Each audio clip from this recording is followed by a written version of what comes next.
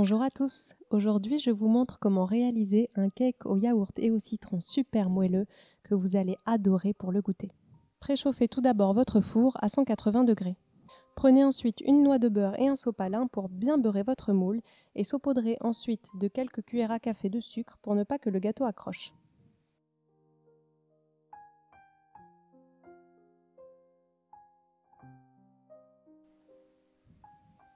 Et pour commencer la recette, on aura besoin de 3 œufs entiers. Et qui dit gâteau au yaourt dit yaourt. Alors pour cette recette, j'utilise un yaourt nature, mais vous pouvez très bien utiliser un yaourt aromatisé au citron si vous le souhaitez. Et puis la petite astuce, c'est d'essuyer le pot de yaourt pour que vous puissiez mesurer les autres ingrédients correctement. J'ajoute donc un pot de sucre. Je n'en ajoute pas plus parce que je vais aussi ajouter un sirop et un glaçage après. Et j'ajoute un sachet de sucre vanillé. Place maintenant à la star de notre gâteau, le citron. On va prélever les zestes d'un demi-citron et si vous adorez le citron, vous pouvez zester un citron entier.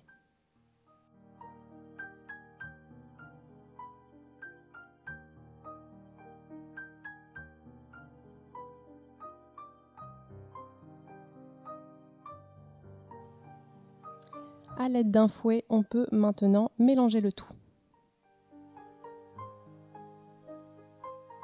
Et si vous êtes nouveau sur ma chaîne, soyez les bienvenus. N'hésitez pas à vous abonner et à activer la petite cloche pour ne rater aucune de mes vidéos. J'ajoute maintenant environ les 3/4 d'un pot d'huile végétale de tournesol.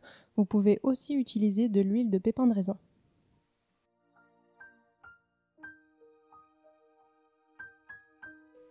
Maintenant, vous reprenez le citron que vous avez zesté et on va en retirer tout le jus. Alors je vous donne une petite astuce, si jamais votre citron est un peu dur, il suffit de le rouler en l'appuyant avec la main et le bras comme ça, pour qu'il se ramollisse un petit peu et que ce soit plus facile de presser son jus. L'avantage de cette recette, vous le voyez bien, c'est qu'elle est très facile à faire avec des ingrédients très basiques. Elle est à la fois très facile, très rapide à faire, mais le résultat est vraiment délicieux, donc ça vaut vraiment le coup. Et puis c'est une recette aussi sympa à faire avec des enfants.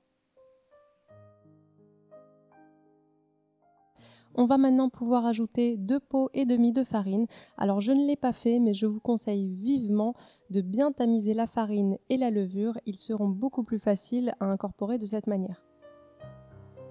J'ajoute maintenant une cuillère à café de levure chimique. Une fois que la farine et la levure sont ajoutées, on mélange au fouet. Alors il faut vraiment mélanger le minimum, simplement jusqu'à ce que la pâte soit bien homogène, sinon on risque d'avoir un résultat un peu pâteux. Vous pouvez verser votre pâte à gâteau dans le moule.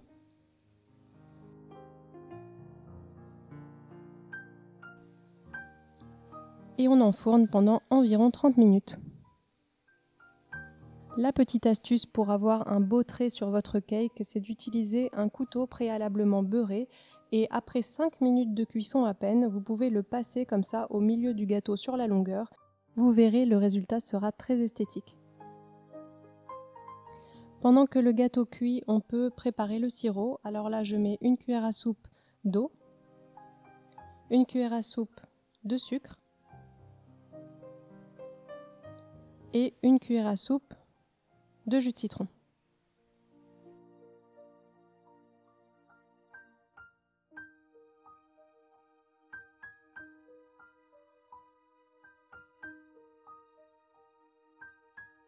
On peut maintenant mettre la casserole sur feu doux et on va remuer doucement jusqu'à ce que le sucre soit bien fondu. Une fois qu'il est bien fondu, on retire du feu et on attend que le gâteau soit cuit. Voilà notre beau gâteau avec sa belle ligne sur le dessus, c'est vraiment super. On va pouvoir maintenant mettre le sirop d'imbibage. Donc je mets la totalité sur le gâteau encore chaud et encore dans son moule. Alors j'ai une petite confidence, j'avais allumé mon four un petit peu trop tôt avant de faire le gâteau.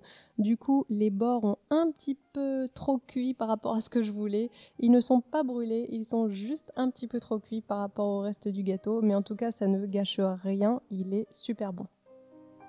Une fois que le gâteau a bien refroidi, j'ai pu le démouler et je m'attaque maintenant au glaçage. Dans le petit bol, j'ai 3 cuillères à soupe de sucre glace et j'ai ajouté 2 cuillères à café de jus de citron. Je mélange bien et j'ajoute finalement une 3e cuillère à café de jus de citron pour obtenir un glaçage un petit peu épais.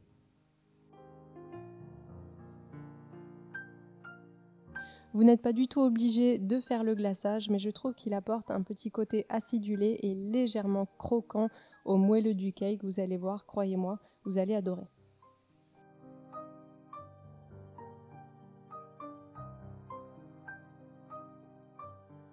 Je saupoudre de quelques graines de pavot, là aussi c'est optionnel, mais les graines de pavot et le citron vont très bien ensemble. Vous pouvez maintenant laisser reposer le gâteau une petite heure à température ambiante pour que le glaçage prenne avant de déguster. Il est moelleux, il est fondant, il est acidulé, il est légèrement croquant. C'est vraiment un gâteau que vous allez adorer pour le goûter, pour le thé, pour le café, pour les enfants. Croyez-moi, vous allez l'adorer.